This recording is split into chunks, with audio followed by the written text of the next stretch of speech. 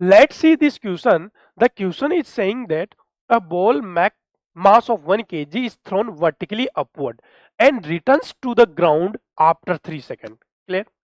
Another ball is thrown at an angle 60 degree with vertical also stays in air for the same time before it touches the ground. Then the ratio of two heights.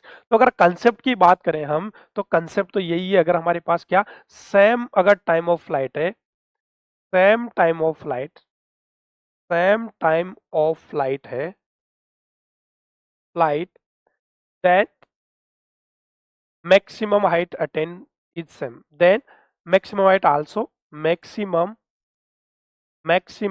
height also be same. Clear? Simple है। अगर हमारे पास time period, क्योंकि time period किस पे depend करता है कि कितनी देर वो हवा में रहा, टाइम पीरियड, तो वो ही किस पे डिपेंड करेगा, हमारे पास टाइम पीरियड अगर सेम है तो मैक्सिमम हाइट भी सेम होगा। चलो एक बार इसको सोल्व करके भी देख लेते हैं हम। तो ये तो 1:1 आ गया, फिर भी चलो देख लेते हैं हम।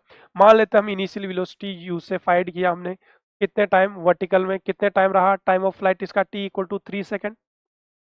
चलो टाइम ऑफ फ्लाइट अगर t = 3 सेकंड है तो हमें पता है t = क्या होता है, 2u/g। तो कितना हो जाएगा यहाँ से, 3 बराबर 2u/g की 10, तो u कितना आ गया यहाँ से 30/2, 15 मीटर पर सेकंड। तो अब यहाँ पर एच मैक्स बता दो मुझे, h1 मैक्स या h1 हाइट मान लो इन्होंने कितनी अटेंड की थी, h1 कितनी होगी केस में, h1 = u²/2g। इसका मतलब 15 का स्क्वायर/2g।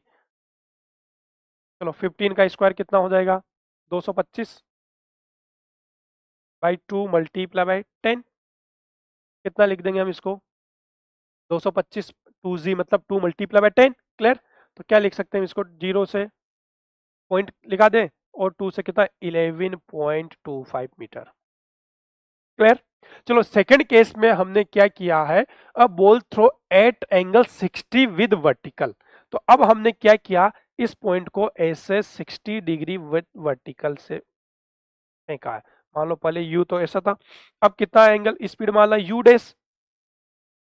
तो अब जो टाइम पीरियड का फॉर्मूला होगा तो इसका एक्स कंपोनेंट तो कितना, यू डैश cos 60, और वाई कंपोनेंट कौन सा होगा, यू डैश sin 60।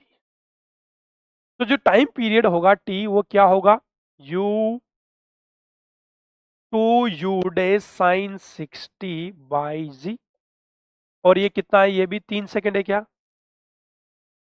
चलो तो यहां से u डैश की वैल्यू बताओ मुझे, u डैश कितना हो जाएगा, u डैश = 3 × 30/2 15, और हमारे पास साइन 60 की वैल्यू कितनी थी, √3/2। तो साइन 60 की वैल्यू √3/2 पुट करो जल्दी से। तो विद वर्टिकल है ये, नहीं यहाँ पर क्या करना है, वर्टिकल से साइन, ये है 60 डिग्री, तो हॉरिजेंटल से कितना होगा, 30 डिग्री होगा क्या। क्लियर? तो एक्स डायरेक्शन की क्या हो जाएगी हमारे पास, एक्स डायरेक्शन का कितना हो जाएगा, यू डैश cos 30, और वाई डायरेक्शन का कंपोनेंट क्या हो जाएगा, यू डैश sin 30। क्लियर? तो चलो मुझे बताओ अब टाइम पीरियड का फॉर्मूला क्या यूज करेंगे हम, तो 2u डैश sin 30/g, और ये कितना दे रखा है, ये भी 3 सेकंड। चलो u डैश की वैल्यू बताओ यहां से, तो u डैश = क्या लिख सकता हूं मैं, u डैश = 330/2, या फिर ऐसे लिख दे साइन 30 की वैल्यू 1/2, 1/2 से 1/2 कट गया, तो साइन 30 की वैल्यू 1/2 से 1/2 कट गया, तो जी की वैल्यू 30 सेंटीमीटर पर सेकंड आ गया क्या। क्लियर? अब मुझे बताओ maximum height attend bye particle का h2 बोल देते हैं इस केस में, मान लो ये ऐसे जा रहा था, ऐसे जा रहा था, तो ये h2 ऊपर गया था, तो क्या हो जाएगा, मैक्सिमम हाइट का फॉर्मूला याद है तुम्हें सबको, u स्क्वायर साइन स्क्वायर थीटा/2g। चलो वैल्यूज पुट करो, u स्क्वायर मतलब 30 का square × 30, sine square theta, sine 30 की वैल्यू कितना बताओ, साइन 30 की वैल्यू कितना हो जाएगा, 1/2, तो 1/2 का स्क्वायर 1/4 × 2g मतलब 2 × 10। कितना आ गया यहाँ से, सोल्व करो, ये 2 से कितनी बार 15।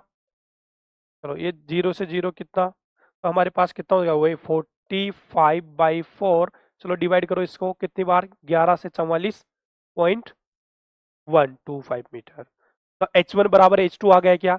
तो H1 बाई H2 का रेशियो कितना आ गया? ये तो 1:1 आ गया।